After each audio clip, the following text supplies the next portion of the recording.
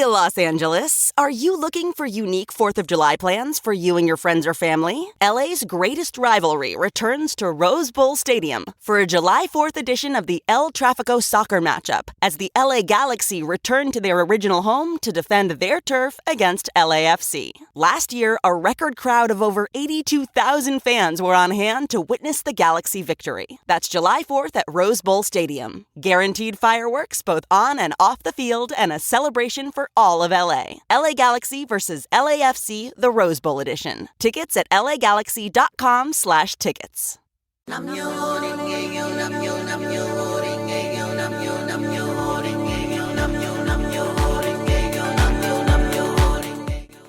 Welcome to Now. No opportunity wasted. I am your host, Angelica Ross. And let me be crystal clear from the jump, honey. This is not just a podcast, it's a movement focused on making the most out of life's opportunities and challenges right now. So today, it's our first episode. It's February 5th. It's Monday, kicking off the week. And I want to start things off with a quote from Buddhism, Day by Day, Wisdom for Modern Life by my lifelong mentor, Daisaku Ikeda, who recently passed away this past November 15th of last year. And many of his books are available now on Audible and Amazon, but you can also find all of his books in our Buddhist community centers all around the world.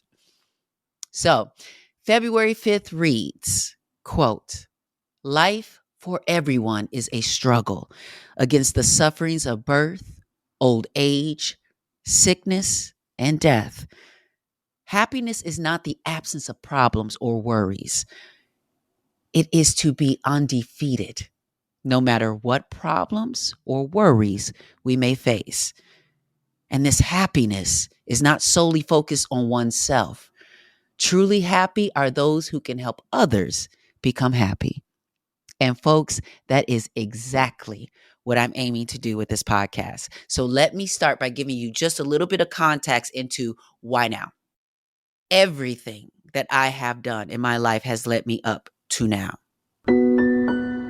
Can't you see? Every step I have taken has led me to now. Okay, for those of you that don't know, that was a nod to one of my favorite films, Memoirs of a Geisha. But seriously, we are in such a critical point in our history of humanity, and way too many people are afraid to speak up. Now, I'm fully aware that there are consequences to actually speaking truth to power. People are losing their jobs and their livelihood. The AP News reported on January 29th that the Diversity, Equity, and Inclusion Coordinator of Public Schools in South Portland, Maine, has resigned and left the state, saying that he fears for his family's safety after receiving a threatening letter from a white supremacist. Folks are being fired for social media posts in support of saying free Palestine or ceasefire. So with this podcast, I, Angelica Ross, am choosing to speak out and take responsibility, which we Nichiren Buddhists define as the ability to respond.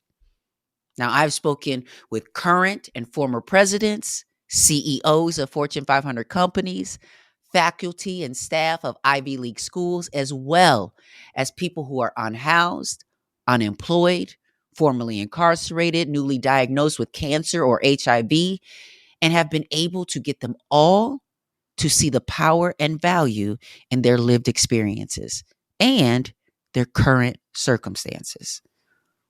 Each episode here on Now, and I get to talk to people from all backgrounds who have all had their challenges and share with us how they overcame those challenges and made the most out of the opportunity. So let's kick things off with our first segment we call Now What? Where I discuss not only what's going on with me right now, but also the top headlines of the week, from politics to pop culture. So, it's a lot going on right now.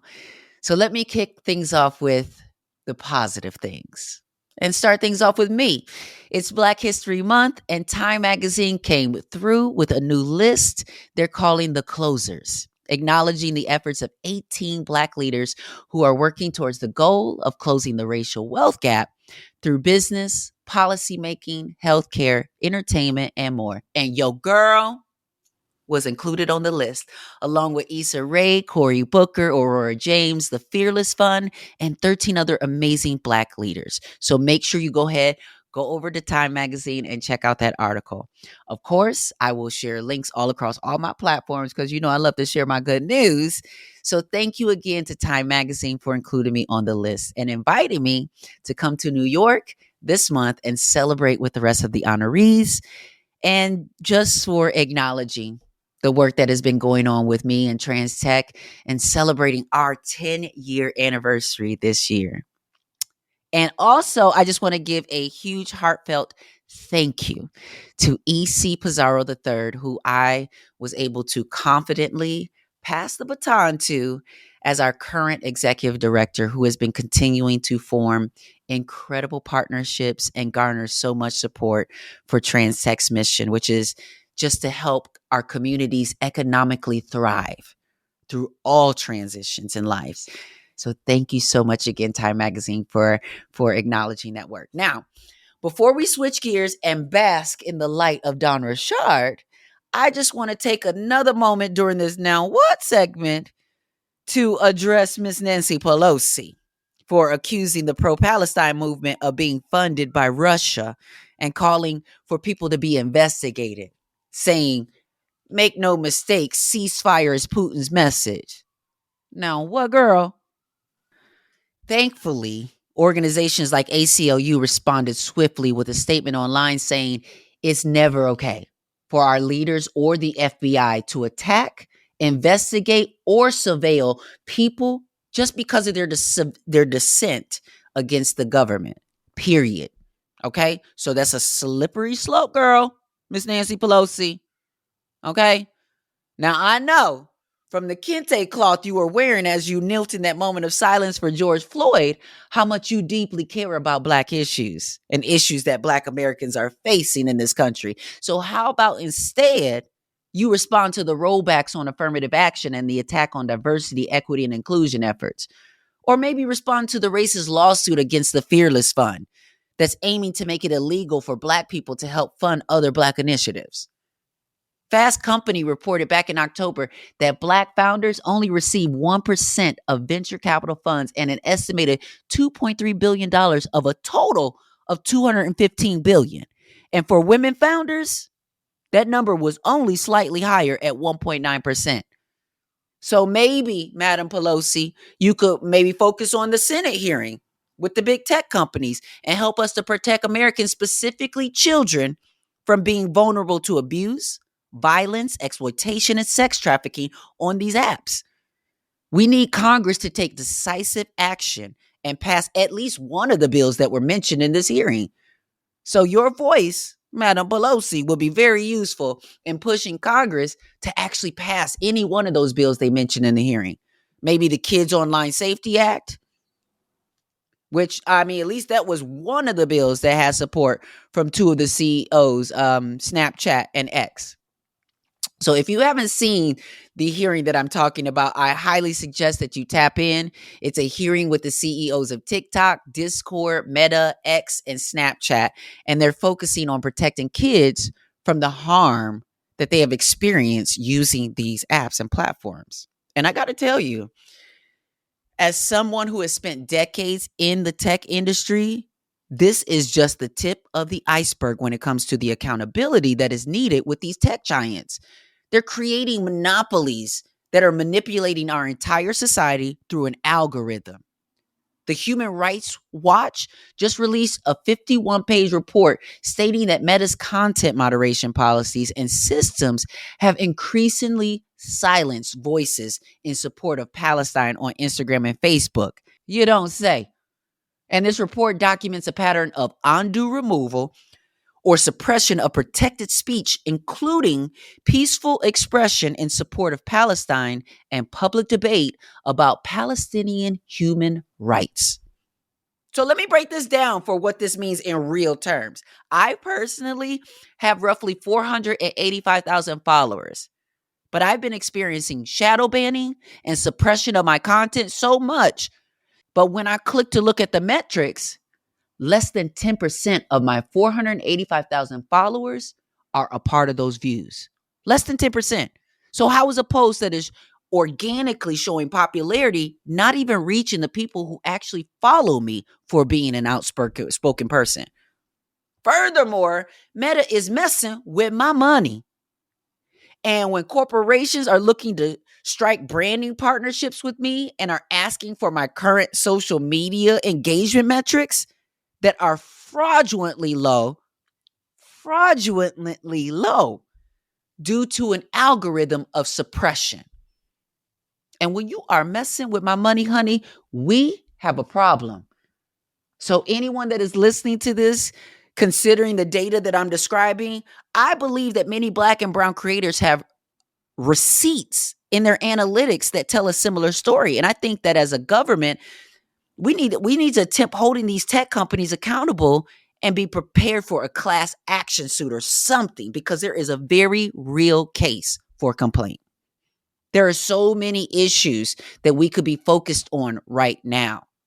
Instead of making up conspiracy theories without citing a shred of evidence, what we do have evidence of is hundreds of bodies that have been showing up in graves behind police stations. Body cams are making us all bear witness to all kinds of unnecessary and deadly force. And the government's response has only been to provide more funding for more training that's causing more fatalities for Black bodies. So the training route is obviously not working.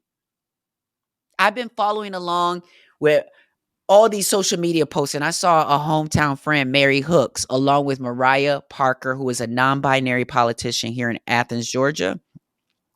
And they have been so vocal and keeping me informed on the movement to stop Cop City.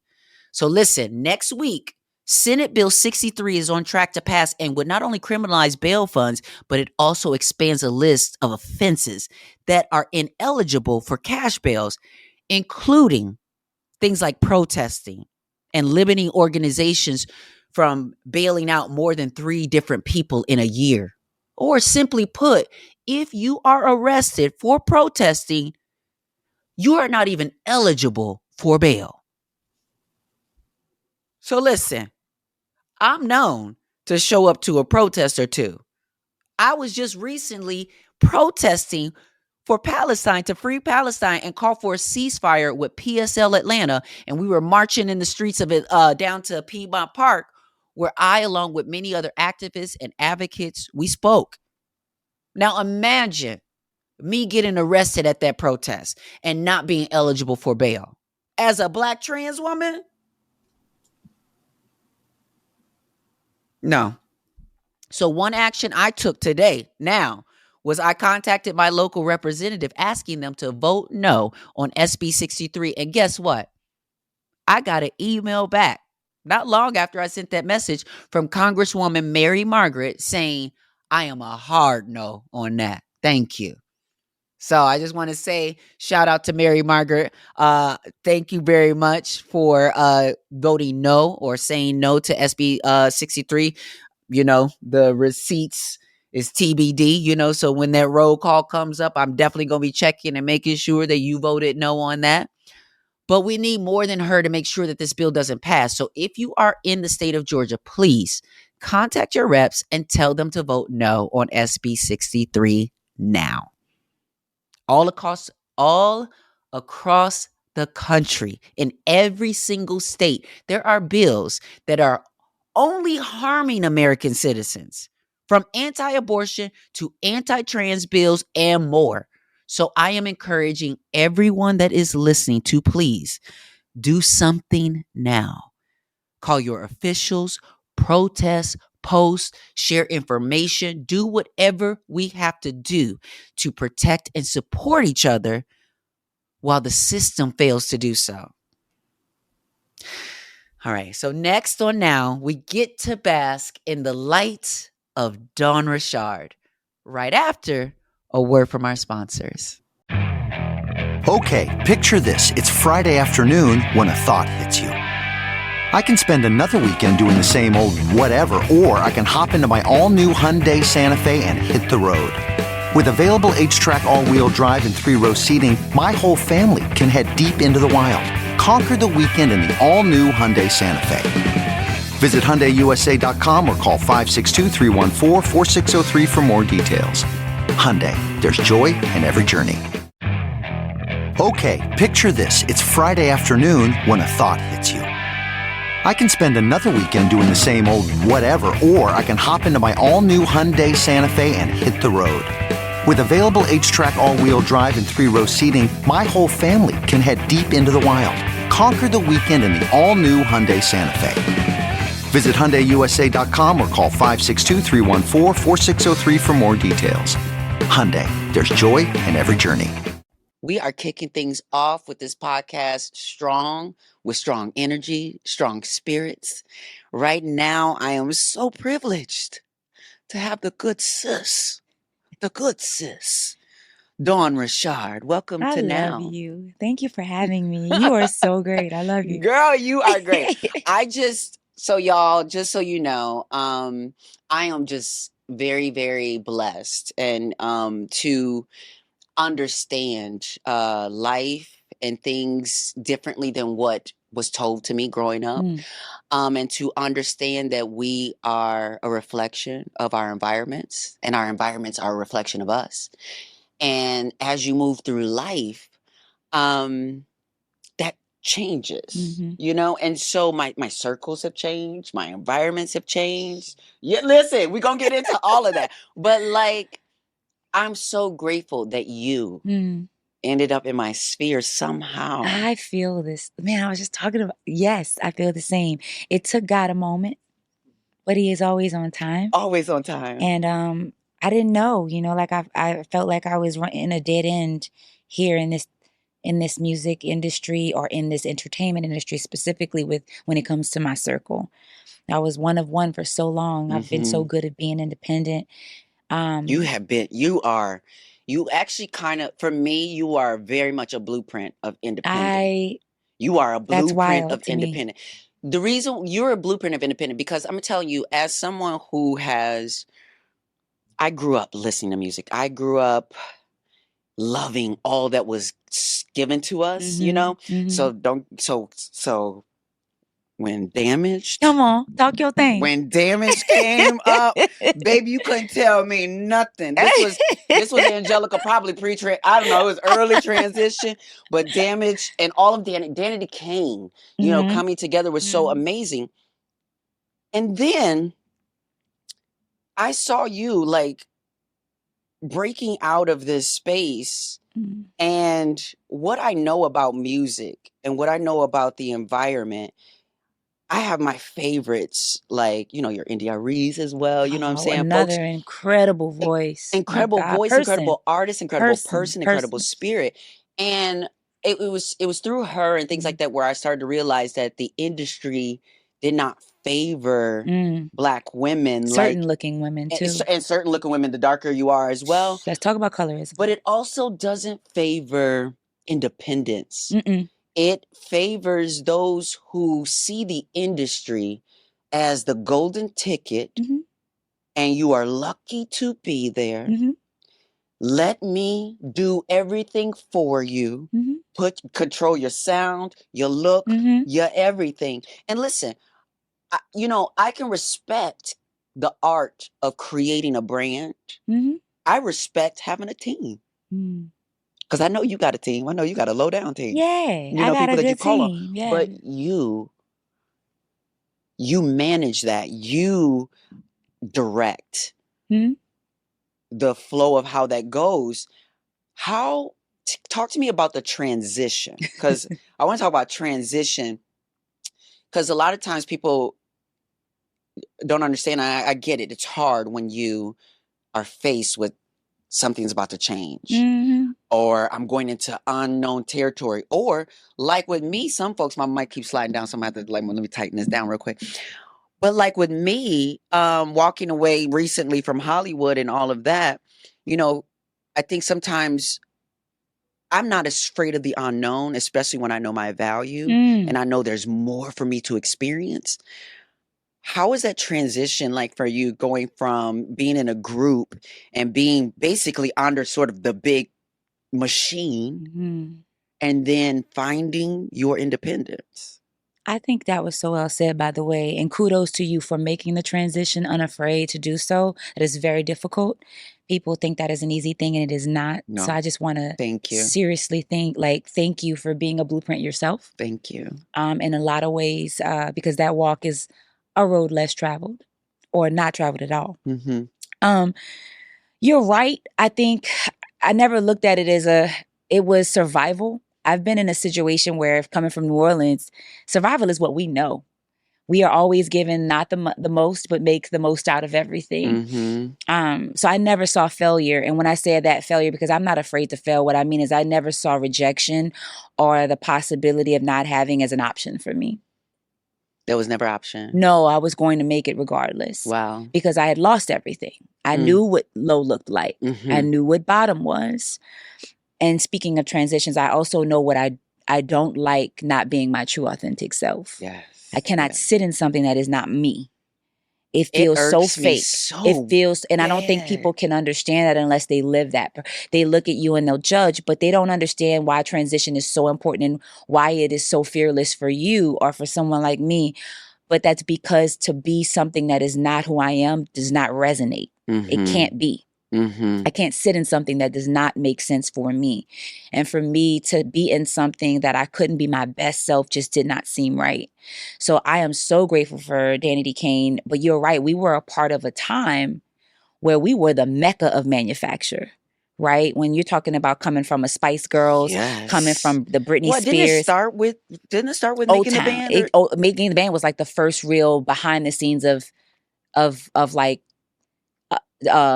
competition television, music television. Because at the time we had American Idol, but American Idol wasn't showing you. The behind. Huff was brilliant in that way, where he was like, "Oh, not only we're gonna show you the bad stuff, we're gonna make bad stuff happen, just so you can." Go through the trash of it, right? The shitty parts of it, right? So he made great television, but people have to understand there was no scripts. So this was our lives. Yeah. So it was in a time where this wasn't the Kardashians or this was no scripts. Someone very much puppeteering not only our lives, but also our careers, but also the people around us. Yeah. So let me say that again. Oh, yeah, please, please. That's not just a label. Right? We are a television show, which means our manager was given to us.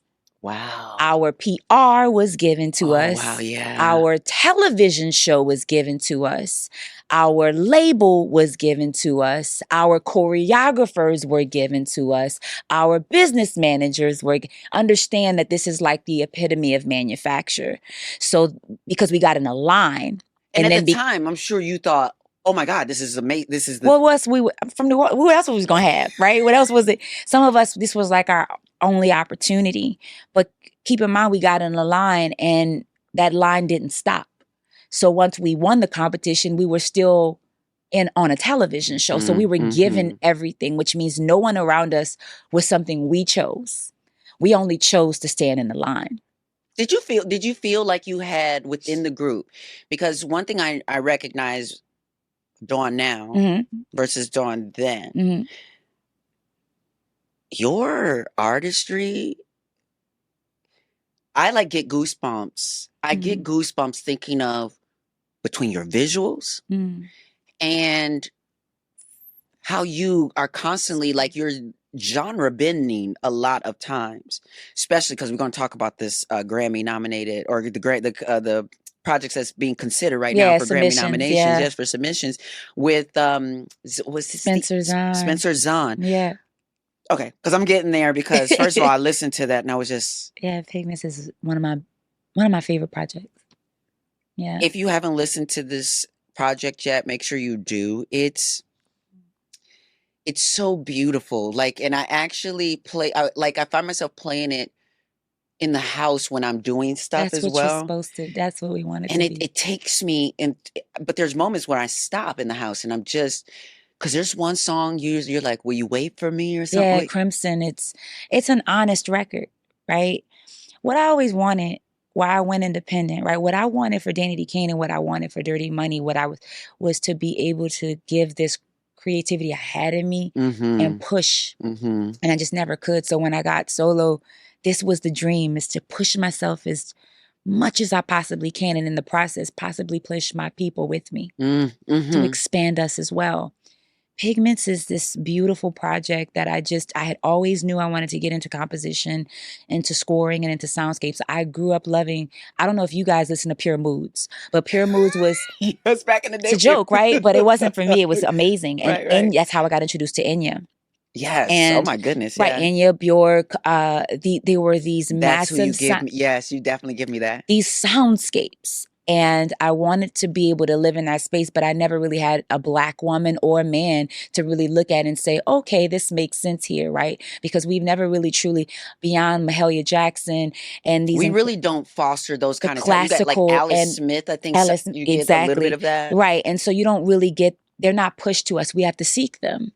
And so for me, Pigments was a project I had been wanting to make for a very long time. And everyone kept saying, don't do that. You're in this dance element, electronic. That's not a smart move. And I just really didn't care what they had to say. I love that. And because of it, it's my favorite project I've ever done. Because it's an honest project. And Crimson speaks to the most bare you can be when you tell someone, I am not at my best. And to acknowledge not that someone else is wrong, but you yourself are not ready to fully be the person in the space to commit to anything is such an honest conversation. That's the type of honesty that, oh my goodness, I wish people ain't ready to have. People not ready. Because it's just let me tell you, dating right now, trash like, for me, like trash buckets, like trash buckets. It's a lot because people cannot take responsibility. And again, when I say, I always drop this down.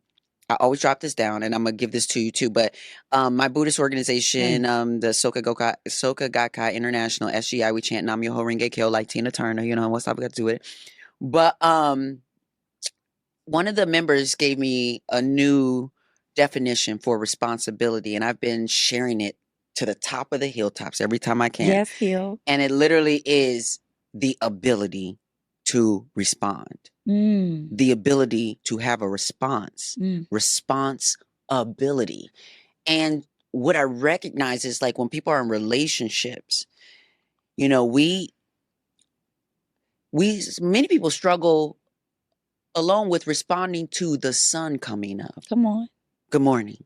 What it is, do it again. You know, so like having the responsibility to have a response to what's right in front of you. And so many people, either they're not being honest with their response, or they're scared. Or they've lied to themselves so much they can't even believe their own truth. Or they believe their truth that is false. Like, that's the thing I live with around people, is that they have been lying so much to themselves that they believe their own hype. And that's a dangerous person, because they're investing in this concept or an idea of what they think they are, when truly they can't even see their own reflection. And I don't ever want to be surrounded. I've been around it for so long. That misogyny, and also, listen, that's to me the biggest, is the misogynist culture. They believe that lie. They believe it. They've been telling them that lie. I just don't understand why there's such a stronghold on our Black community with it. Like, listen, I recently had the pleasure of going to this conference called the Black Feminist Futures Conference. And it's all these Black women, like Tarana Burke was there. Like, there's so many folks were there, and it's very inclusive, trans, non-binary, what have you. And what we're talking about in those spaces seems so simple and common sense. And yet we're still finding that we are the pioneers, still bringing these concepts back to the full community that is still led by a sort of Christian patriarchal sort of view. How have you, especially because you're such a strong force and woman, how have you been, like, because one thing that I'm going to tell you, one thing that has been lighting me up lately, because I actually saw you did an interview lately you were doing with the Hip Hop Caucus. Yeah. and celebrating 50 years of shout hip out to the hop and things caucus. like that. Yeah. I wonder how honest can we be as women? And are we going to see more honesty from the women who have traveled through those 50 years and have had to encounter the misogyny? Because my thing is listen, I'm learning to be an abolitionist. I don't want to see our people locked up. But what I love that I've learned through social justice circles is learning about restorative justice. At the very least, it's about when when a wrong has been done, to then go right to that space and restore justice. Right the wrong. That's all we want. But we have a culture that runs away because they think it's about cancel culture and everybody trying to cancel everyone, when it's actually Black women, Black femmes. We saving everybody all the time, baby. Here's the thing, right? As a culture, we have to stop being followers and be leaders. I'm going to say that again, because culturally we tend to follow. That's our downfall as a community, right? We follow trends. Cancel culture is a followed concept, right? We have to realize we are the leaders in the room. Now, past that, the leaders that are trying to say that that's not the case is mostly Black women. Black women can't continuously save movements, save society, because that's what we've been doing for not just 50 years, but hundreds of years. I don't know how we get past it, because it would take the men who have been living in the bubble of their ego, to step away and understand that the only way we shift and change is if we allow women to take the forefront in that. I think they know that, and that's why they don't allow. And I'm going to use that word allow, because you can't allow us to do shit. But that is why they don't want us to have that kind of power. It is up to us as women. We have to have one agenda, one purpose, and one intention. The only way we shift it is if we come together and build it so massively, and it makes so much money. I'm going to be honest. Yeah, they like the green. You're so right. And that's the truth of it. We make enough money, and we come together in such a way, we change it. It's unfortunate, but that's the truth. Because right now in this culture, what I've known in my world is that the women won't speak up, because Black women know when we speak up, we lose jobs. No one cares about a Black woman getting hurt, raped, pillaged, pissed on, shit on. They only care if it's a white woman. And the only reason is because the white community and the white women have just a bigger following to be able to step up to them. I've seen it with my own eyes. I saw Lupita speak on her being attacked and no one cared. I saw the Me Too movement and the white people speaking. It was two completely different things. There was the same message. I didn't know Lupita had a story. Lupita told a story and no one cared. Do you know recently too? That's the truth. And the same stories was told in the opposite way. In the New York, in a New York deli. Yeah. The cashier choked and dragged a Black woman outside because he thought she was trans. Yeah. She was not. No, we love to hurt the trans. Like that's a whole other narrative, because that's fear. But let me tell you something. It's not. This is what, and I'm glad we talk about all this, but but I feel that Black women are not allowed the full spectrum of what's considered to be womanhood. But we're not even looked at as women. That's what I'm... Right? So we can't even fight for trans, because if a Black woman has musculature or bone structure that's different, and God forbid she's darker than a brown paper bag, we've got questions. They questioned Sierra for decades about whether or not she was a woman. Now we love her. Let's stop acting like we didn't question that beautiful ass woman let's stop it because she has strong legs. Like, stop. But it's not even, and that was us. And that was our culture. It ain't even just the questioning. It's the smear campaign. It's even because I feel like it's also the ridicule, because sometimes they're not even questioning like they even think it's a question. It's more so that your womanhood, the way it looks, does not fit the desirable shape, size, sound, feel of woman. And let's get into the people that's saying we don't fit in that. Let's look how they look. I'll wait. Because the standard, right? Because a man could have a pop belly, flat belly, as long as he got a check, we love him, right? But God forbid we have a curvature, a flat chest. Well, they always say that men are visual, as if like we not. Our eyes have been gouged out.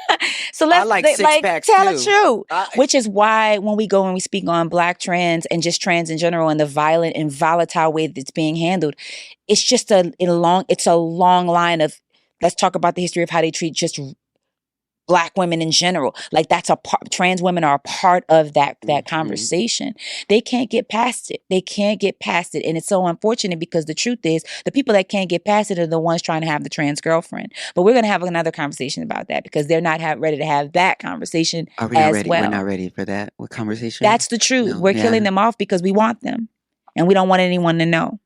Yeah, I mean, and so for me, it's getting deep. The tea is listen, piping hot. It's getting very, very deep over here in the now. Ocean. The now has gotten very deep. It's giving ocean. So I feel like part of the solution is, one, I'm very grateful as a trans person. I am super grateful for non-binary folks. I've started to identify as non-binary, as a trans non-binary woman, but it's because, in my Buddhist practice, we believe in the cycle of birth and death. It's just a continual cycle of what they call a reincarnation. And that the spirit just keeps jumping back on the wheel of life. And we also believe that we do so to show yet again, okay, let me try, a trans body. Let me try, someone with a disability. Let me and show how no matter what body you're in, no matter what it is, that you have value and that you can obtain you can vibrate, your life can vibrate at a very high frequency, where that's Buddha-like, all these different things. So I feel like it's less about trying to settle into the box that is our body and more about really trying to live in our spirits in a way that says, instead of living into a gender role and saying women do this and men do this, how about I become a whole person? How about, with math, finances, bank accounts, it's not just for men, because sweetie, if you want, let's go there then. Let's do all of those things. Tabernacle. But also when it comes to raising children and doing all the things, listen, some men make beautiful children. Maybe not great fathers, but they make beautiful children.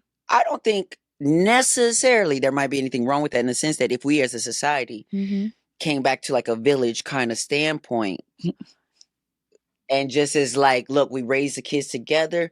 How is it that a Black man doesn't see a Black boy as his kin too, even that's not his son, just as we see Black girls? Because I know when I see a Black girl, I see myself, I see my sister, I see my niece. And don't let you, and do you remember being young and thinking you know it all? Yeah, I still now. Still now is just thinking I know too much. And thinking you know it all, but and the fact that Black boys and Black girls get treated like adults from the moment they're 12. I mean, as soon as I was told you can't wear a skirt, can't wear this because your body is going to be curvy, girl, and you don't want. How unfair when Susie can wear those same shorts. Now, so for you growing up, because your dad was in what, chocolate milk? Chocolate milk. Listen, I have questions about his journey, girl. The names and them covered. Yes. Yeah. Okay, so how did, growing up, how was music just always a thing? Yeah, and my mom was a dancer. So my mom had a dance in school, but she was an elementary school teacher. My dad was in chocolate milk. They both graduated from the same college, Xavier University. So we're so New Orleans, it's ridiculous. My family is so rooted in New Orleans, but Xavier University was at that time one of the most renowned Black colleges. So they both graduated from there. And my mom told my dad, look, I'm marrying you. If you're going to do this music thing, get a degree. She's smart because the music is hard. Well, they met when they were 15 and 14, and they've been together ever since. So yeah, that don't really happen. They only know of each other. They only know. Yeah, it's wild. I don't know what that's so. It is it. I'm like, y'all don't even know what's out there, but okay. Yeah, but that's so adorable. It's the truth. Yeah. So my mom knew. She saw him when she was 15. He was 14, and she was like, mine. Aries. But listen, I already know. And my dad's And little wait, Virgo. so and where does the Native American background That's come my in? dad. So well, both sides, but my dad's side is Haitian, and then the Fedisons, which is on my dad's mother. I'm just saying, just pointing out, she's got receipts because I know a lot of us black people. Yeah, I'm not appropriate. Yeah, No, but a lot of people, we say we got Indian in our family. I do. Oh yeah, I do have Indian in my family, Cherokee Indian, but that's another episode. But yeah, we have the Choctaws. Yeah, yes. but yes, we do. It's real. The Fedisons, my mom, my dad's mother's side. So much so that Uncle Harold Fedison would sew his own garb. He was a part of the Wild Chapatoos. He helped with the Wild Chapatoos and then worked with David, Chief Montana. I then asked to go to the Washita Nation, which is still now very much still masking. We still mask every year. During Mardi Gras, I've only been masking with them for the last 3 years because I would not disrespect. I had to go and learn. I had to go and meet Chief Shaka Zulu, Chief David. I had to learn from Queen Asatua, who is our big queen. She's our big queen, Queen Asatua. She's really renowned in New Orleans. She's fantastic, one of the most amazing swords, and her indigenous and African lineage is insane. Wow. So you can't just say, oh, you have to like really put in the work. So respect to them. And that is a big thing in New Orleans. And yeah, so that's on my dad's side, and my mom's side is the Cajun side. That's the Creole side. Yeah, in a different way. Yeah. My grandfather, both my grandfather and my grandmother, they passed away, but I remember like every once in a while, my mom would always talk about like how my grandfather would kind of like break down thinking about I want to say his mother, because he would just always talk about like this white man that killed his mother, and just understanding the oppression, the linked oppression between Black folks who were brought to this country, Native Americans who were here, who was stolen, literally land stolen underneath them, and now we find ourselves like just repeating history over and over again with these battles over land and over, as an artist. Where do you see personally for you? Where's the line for you of artist and activist, artist and advocate? There is no line. My music speaks to my truth. And that's just my personal opinion. Like I believe what Nina Simone said, our artists your art should reflect the times. And I'm paraphrasing there, but that's what she meant, right? Yeah. But I have no choice because I'm living it. I lived homelessness. I lived Katrina. I lived climate change. I lived a lie. My uncle and aunt were sold a concept to work for oil companies, just like they do in the South. They say, oh, you can get great money working in big oil until you realize the big oil is affecting your family. My aunt and my dad, his brother, my dad and his sister both have had cancer. Oh, wow. My dad still has cancer. My aunt has survived breast cancer. Their mother died of leukemia. I'm just giving you facts, right? So my grandfather died when we went through Katrina. He was on dialysis. These are facts, right? So when I speak on now, my parents live in a beautiful home, but it is 5 to 10 minutes away from a plant. So these are, I don't have a separation of artist, and I lived it. When I made the band for Danity Kane, we lost our house. Katrina happened, right? When I, was in the pivotal part of my life, I had never had Thanksgiving with my family ever again because we were all displaced, right? When my mom and dad decided to come back to New Orleans and they realized the settlement they got from FEMA was 13 cents. Not making that from their teacher settlement. You said like 13 it was 13 cents. So I just want, it's not a fake, like there's no line to say, okay, I'm an artist and I'm going to step away from the activism. I don't even really call myself an activist because I'm just telling people my story. So I choose to do it in a way in my music and in the way in which I work with Hip Hop Caucus. My design is going to be different. I'm not going to be your conventional artist because my story isn't conventional.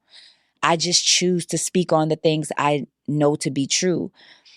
I love my city. My city is riddled in air pollution. My city is riddled in climate. Like our climate is fucked up, excuse my language, because we have the worst air quality. We are it was one of the leading states in plants and petrochemicals and fossil fuels. That's just the truth. And what it shows though too is just that big business and capitalism It's real. They don't care. No. They don't care about you. Why all these Black people have asthma? Like, these are truths. And so I just want to inform my people because I wasn't. Nobody told me. And I've seen both angles. I'm very happy that my aunt and my uncle were successful and made the most money out of our family. But that's a truth. A lot of people in the South, a lot of people that live and buy these plants, they have that same story. Their family worked in big oil because it was sold to them. They were sold to Black people. Then you can make all the money. Meanwhile, you're killing your people. Now, oh my goodness. It's real. It's so real. And you have to, it's so hard. Like when you're talking about a job, all these jobs and factories, but realizing that everything sort of has a cost.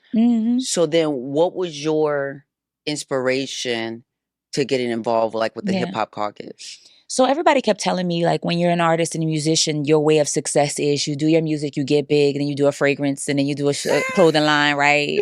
Right? And that's your success. It's like, well, when you're indie, it's by any means, sis, get it. Yes. Find it. Yes. So I got really good at being an entrepreneur because I was not doing my music and I was handling it like a small business. And you integrated with tech, insanely. I started thinking of my career as a small business. So I would collaborate with Adult Swim. I got a license. I was able to license my music. We started animating with them. And then I said, okay, there's something I'm on to this. And then I started working in tech. We were hacking all these different PlayStation and trying to find ways to do mocap, which is motion capture.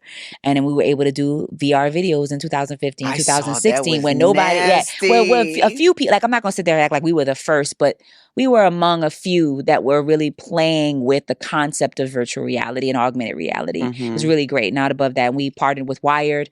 Verge asked us to do their first 360 live performance with an Oculus. So we were doing things that were uncomfortable and cool.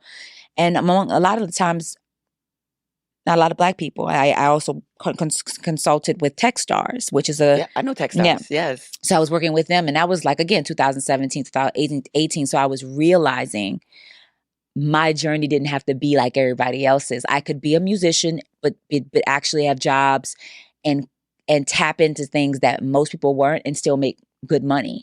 So it didn't have to be a fragrance line. It didn't have to be. And so I was creative director at Adult Swim. I was working as a consultant with Techstars. I was doing all this stuff. And then by the time I got to a place, because one thing I will say that labels don't do is they don't sit their artists down and say, now that you have this platform, here are some nonprofits you could look into to support. They don't educate you they don't care. I wish someone would have did that because I originally wanted to work with people who did natural disasters and provide shelter because I didn't have that. But then the Hip Hop Caucus came along and they were looking for an artist relations director. And I was in a point in my career where I could give back. I had finally made money enough to where I was like, now I don't want it to be about me anymore. How do I make change? Now listen, I hope you all are enjoying the conversation so far and picking up everything that Dawn is dropping for us. There was so much that Dawn and I talked about that we had to turn it into a 2-week premiere. So let me know your thoughts and comments on what you heard so far, and tune in next week as we continue to bask in the light of Dawn Richard. But before we go, I want to close out this episode and every episode with just a little breadcrumb of Buddhism. In today's episode, Dawn spoke about being able to polish your light and carry that light with you. In Nichiren Buddhism, we learn also about the concept of fundamental darkness, which is a part of the 42 levels of ignorance. And yes, honey, there are levels of ignorance. But fundamental darkness, also known as fundamental ignorance, is what is believed to be the most deeply rooted illusion inherent in life that then gives rise to all other illusions and earthly desires. And it's mainly that there's an ignorance around the value in one's own life, or what we would call begrudging one's own life. So part of that process of even getting to the place that Dawn is speaking of, you have to come up out the darkness. Like Jennifer Lewis would say, come up out of that dark room, honey. I mean, that's my best impression. But sometimes the distance between the dark and the light is just a place of growth, a gradient where we can go from the darkest of dark, from just a pinhole of hope, to illuminating love and uniqueness and kindness and compassion through us and onto ourselves. Let's detach from the ideas of who people think we are so that we can live in the reality of who we actually are. There's an old saying, everything done in the dark will eventually come to light. Some of the people whom many of us have held in high regard are getting caught up in salacious, jaw-dropping accusations and revelations about their past behavior or their character. And listen, at the end of the day, we are all human. We all make mistakes. But my question is, what happens when instead of being exposed by the light of truth, we decide to fully step into the light of our truth? What happens when we boldly say, this is who I am, this is the art I want to make, this is the impact I want to create, and this is how I want to show up in the world? There can be a renewing and restoring of who we are, but you got to want it. You got to be able to approach life with some intentionality, like my friend Don Richard. There's an intentionality in this life that we have to seize, no matter how scary it is, no matter what the darkness looks like, even if we find comfort in that darkness, even if we find comfort in blissful ignorance of not knowing or not trying or not wanting to take a risk of failing forward. So we sit in our fundamental darkness and we let fear be the driving force. And as you know, fear is the killer of all dreams. So it is crucial that we let our light shine through every day, even if it begins with just a pinhole and grows gradually. This is a world full of darkness and it needs your light. I believe this is something we can all do right now. No opportunity wasted. See you next week. Have an opportunity or a challenge? Need some guidance or advice? Well, tune in to Now, No Opportunity Wasted with Angelica Ross. Download and subscribe on any podcast platform.